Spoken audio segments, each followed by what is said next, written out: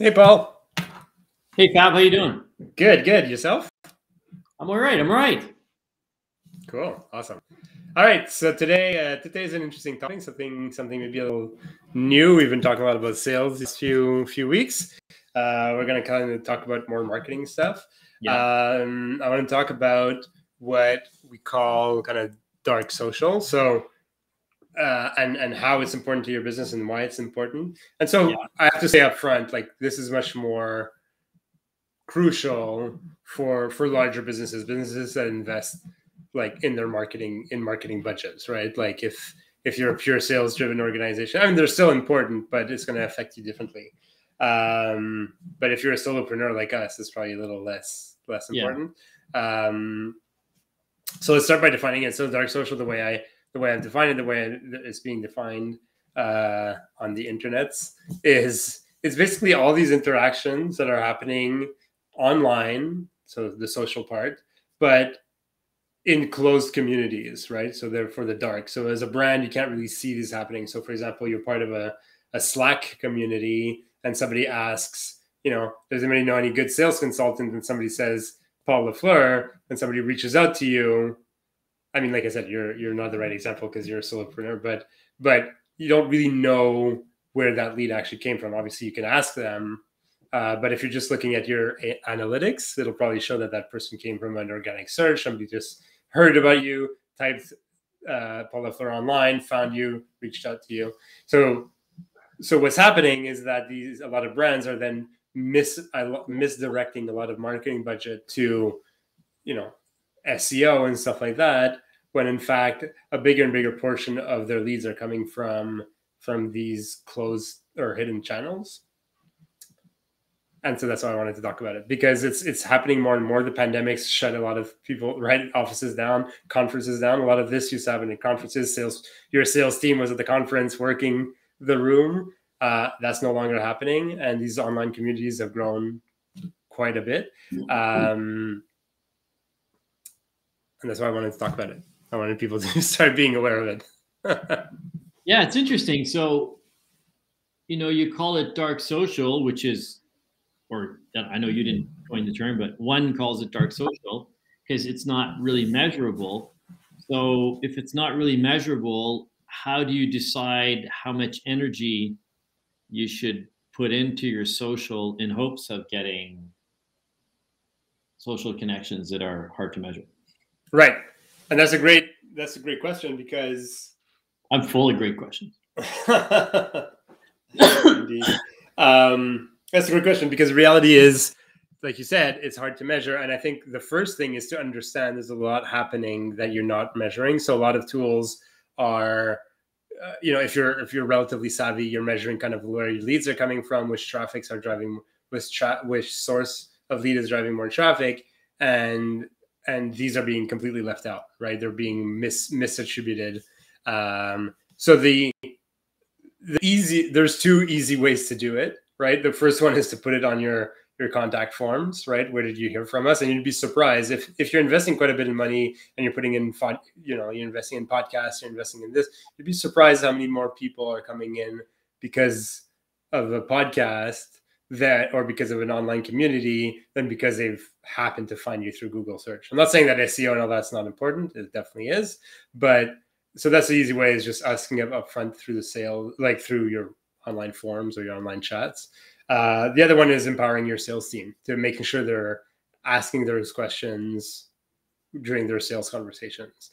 The drawback sometimes with asking your sales team is that, they're focused on asking their questions and moving the conversations along, and they don't always care, let's be crass, about where the lead comes from. But I would say maybe a combination of both. Okay, so let's assume that I'm an enterprise-sized company. Yeah. I'm a large company. I spend a lot of money on a variety of efforts to drive interest, whether it's branding or whether it's tactical, advertising to draw in certain people. How do I decide at that point in time how do I decide what I should do? Like, what's the formula? What's the strategy then? That's great. And that's the other flip side of the dark, right? Is that it becomes hard to answer that question because it does require a certain leap of faith, right? Especially if you're doing nothing now and but you're still savvy and you're looking at your analytics and stuff is coming through paid search and paid social and organic search and stuff like that. So the first step is to realize that what I would probably do first is like maybe put a drop down on your form. Where did you hear from us, or where did you hear about us?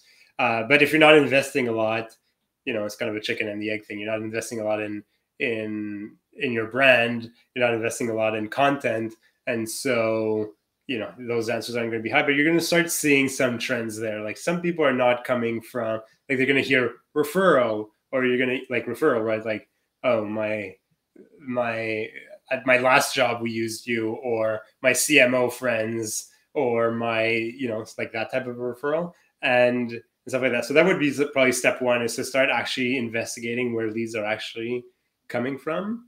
And two is, and I hate to say it because I wish there was something more programmatic, but it is there. I don't think there is.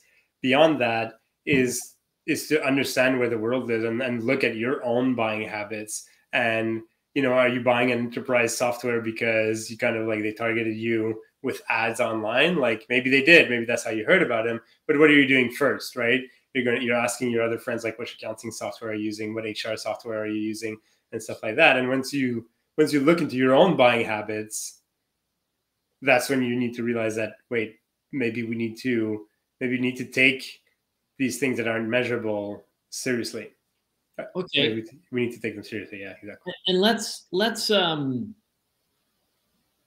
pull back a bit to maybe we can go all the way down to solopreneur, but let's say you're a medium or small sized business. How do you gauge your effort there? Because everything that you do is weighted, and you might be doing so much of this because it brings you that. So how do you decide the amount of effort you should be doing on your LinkedIn page, on your Instagram page, or when you know that, okay, I posted this on my Instagram page, the person saw it and passed it on to their brother-in-law who needs this, and suddenly you don't really know where it's coming from, but how much of that is really going on? Is there some way of measuring it? Is there some way of knowing how to decide that formula? The exact formula, I think, it'll depend on a case-by-case basis. I think, and it's funny because I was listening to our recent interview with François Bernier from Horizon B2B, and he was saying like his clients, have to understand that it does take a little certain while to ramp up. Yeah. And that's the same thing. I think, I don't know if there's an exact formula, but some of the things to look at, I would say, is one is like, are your marketing efforts actually generating good leads? Like I've spoken to a ton of companies where they're investing in paid and they're investing in this, and it's just not driving the right leads to their business. And their default is then to just shift more budget to sales, right? Just buy data enrichment, or buy better data, hire more salespeople and stuff like that, which at the end of the day, they might see small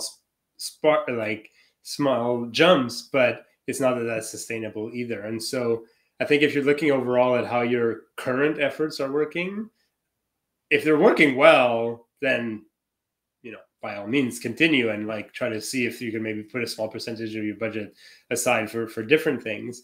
But if it's not working well overall, if you're not generally satisfied with the leads that are coming in and sales are finding themselves having to generate all the interest themselves, I think that's a sign that you need to look elsewhere.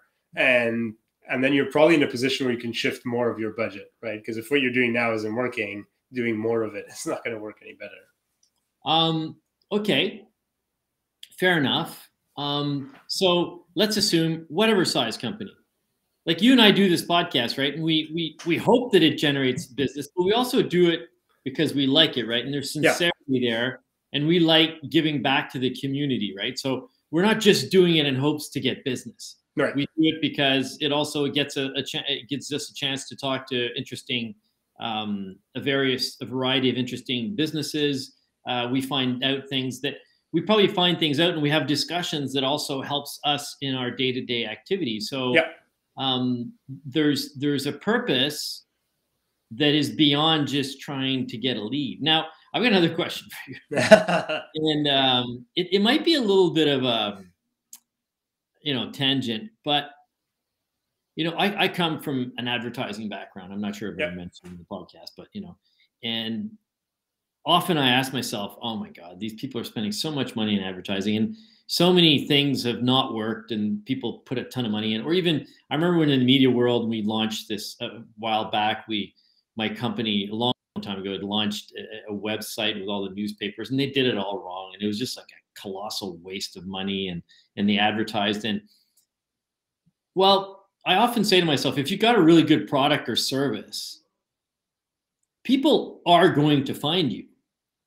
And really, when you do whatever form of promotion, whether it's dark social or paid social or paid advertising, you're hoping it's going to increase the interest. But when you're in a pool, let's say you're offering a SaaS and you're in a pool of SaaS and you're just sort of mediocre, at one point do you blame your marketing strategy and maybe face the music and, you know what, we've got a boring everyday product. Doesn't matter how much money we put into this thing, we're not closing because it's boring, or it doesn't really work, or it's not really much better. And I find that's it's a philosophical question. No one's going to say, well, my product's boring, I'm just going to stop producing. but at what point do you have to stop blaming because I call it all like the efforts, the marketing efforts. And at what point, how do you gauge whether you should be, reworking your marketing efforts or reworking your product or service? Reworking your product or service. Well, I think reworking your product and service should always be part of your roadmap. Obviously, at an earlier stage, you're probably investing a lot in your product just to get it up and running. And then as you mature, like the balance, in terms of where you're putting your budget, where you're putting your budget balances out. But I think where you put investing in your product is always a good solution. I think where you get to the point is, I think you stop judging your sales and marketing efforts for not working when you're looking at your customer retention rate, right? Like if you're signing on new customers, because you will, right? Like you will find somebody, your messaging might be good. Your salespeople might be consultative and asking the right questions and stuff like that. But if these customers are not staying, let's say you have a year contract and then people drop off afterwards, that's probably a sign that there's some issue there, right? If people tend to stay, people tend to come back, but you're just not driving the right interest, then it's time to rethink your kind of go-to-market strategy, how sales are hitting up the market, what's marketing doing, are they in sync, are the messaging's in sync, are we talking about the right stuff, and so on and so forth. I guess what we're saying, we always say this, is you can't just look at one thing in isolation, right? No. Although we're talking about dark social in isolation, you really have to look at everything else together. But when it's something that's unmeasurable, it becomes even more, well, I do it because it's part of our DNA, right? Right. You and I, it's part of our DNA to do a podcast because we share information in hopes that it brings people knowledge. Of course, we hope we get business from it, but really, I don't remember last time you and I sat down and said, hey, how many clients have we gotten from this? I think or the general stats of the podcast either. That's true. Right? So I think for us, I mean, the way it all started was just around like coffee, talking about this idea of doing a podcast. Like you needed to do marketing, I needed to do marketing. I'm not a good writer. You weren't happy about your writing either. and this idea of a podcast came along, right? Like where it's like, well, you're very knowledgeable, I'm knowledgeable, we keep talking to each other. Let's share the knowledge and let's be open about what we know, and that's it. But yeah, we didn't put any effort into like market research.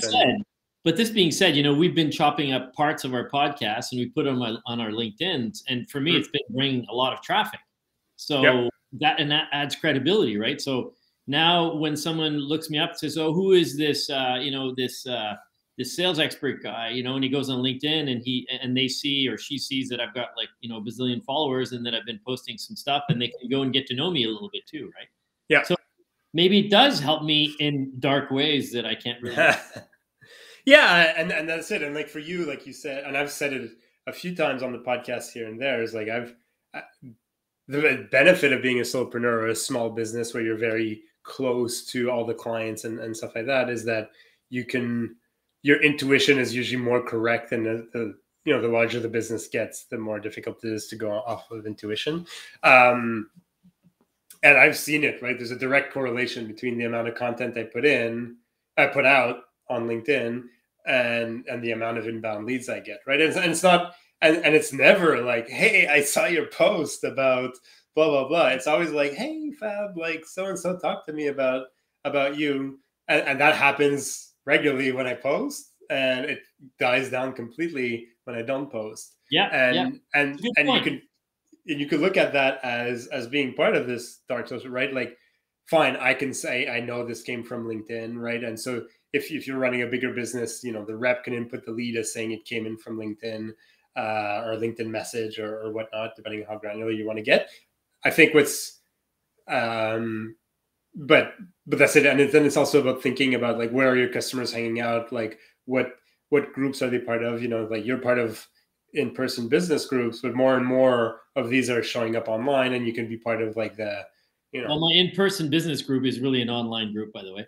Exactly. So and so that you being there and engaging with this audience is kind of what we would technically call dark social, right? Which is like you, again, you're one person, so where this lead came from, but picture yourself in like a 50 salespeople organization. You're not going to know that Cindy is doing this and Matthew's doing that, right? Like but I can pretty much guarantee you that a lot of leads are coming through there.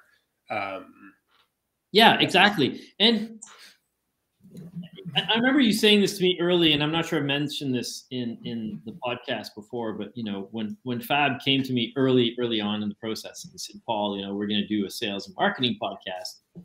And you said, and I said to you, well, we can't give any secrets away because it's going to hurt our business. And you said, no, you need to give real valuable information and tidbits that people can walk away from and feel they learned something, or else no one's going to listen. If it's just a selling tool or just an ad, then your podcast loses value. So it's interesting because you're making me realize now that there's a lot of things that are probably not measurable that have a larger effect. And if you really wanted, you probably could have some kind of measurability, but does it really have value? If you're doing something you like, you believe in, and it's working, you can't really measure absolutely everything, right? Exactly. And, like the reality is, like, I've said that, like, because I've heard that before as well, not just from you, right? Like, again, share, like, nobody's going to come see me. And my answer is always, well, if a podcast episode can replace you, maybe there's a bigger threat here than like if your value is just because you're the only one who knows this, look online, like any search result will generate millions and millions of hits. Like you're no longer the only person who knows this. And that business model of not sharing is just dying, if not dead already.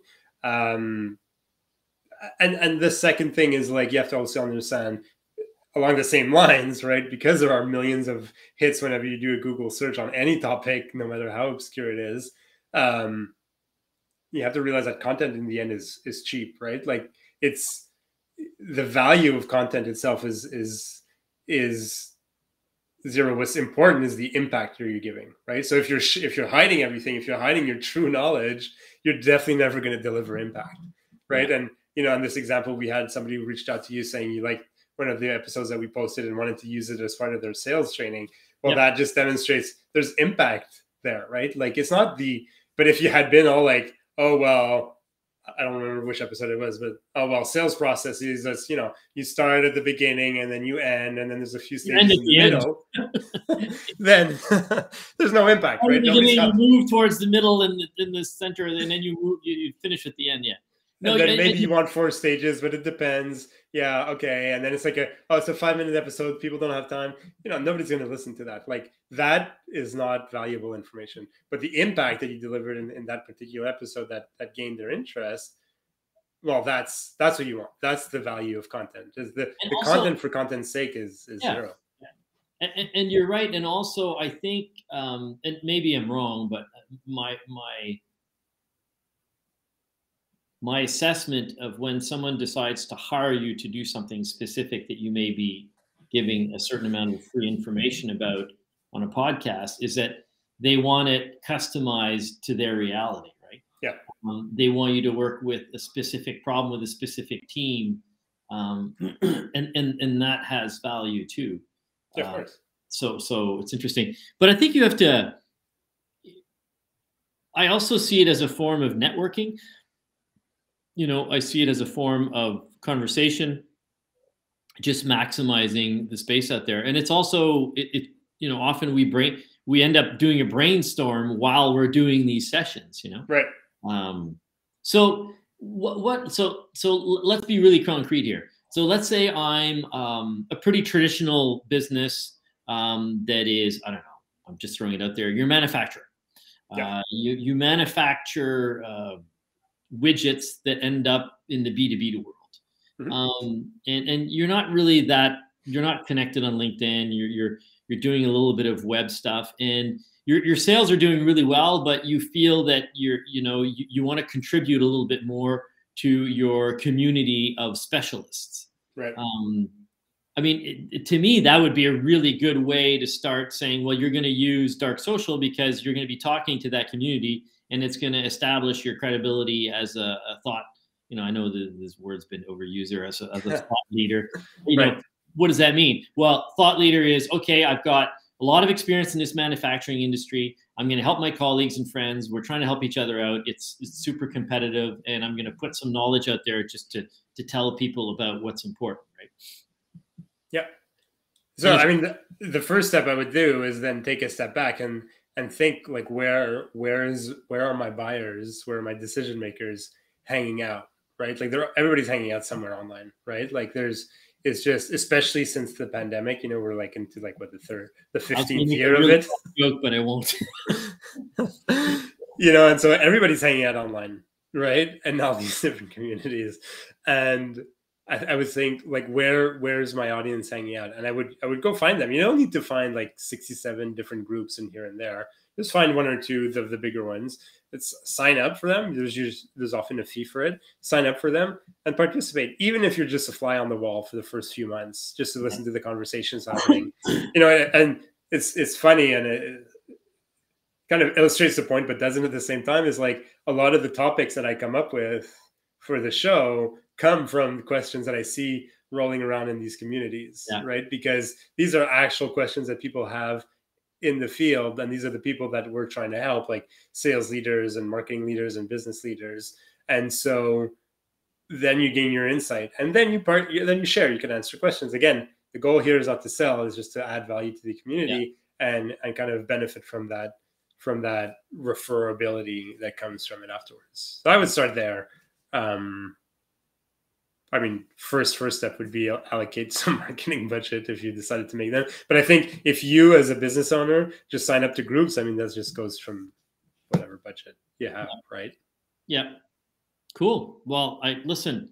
I think this is very interesting. I'm not someone who'd ever put any thought into Dark Social, so I find this analysis of what needs to be done interesting.